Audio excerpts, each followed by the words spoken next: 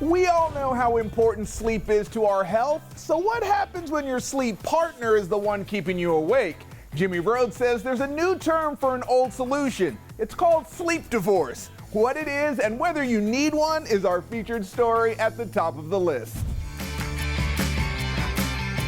To bring our A game, we need our Z's. Sleep is one of the most important things in our lives to make sure that our health is great, that our relationships are great, and that we're just performing well in everyday life. Seth Davis is a professional sleep coach and owner of Sleepably, who often counsels co-sleeping couples. Sounds romantic, right?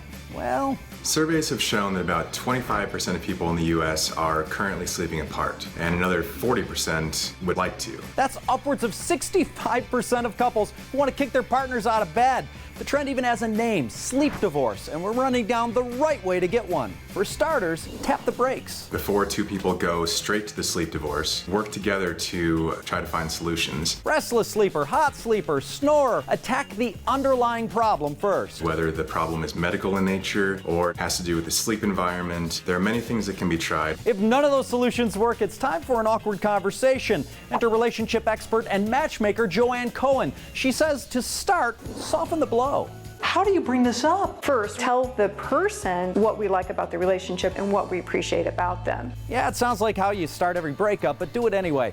Next, use inclusive language. Make it a we problem, not a you problem. So it's not that you snore so much that I have to sleep in another room. It's like we have different sleep patterns. It's not you, it's we.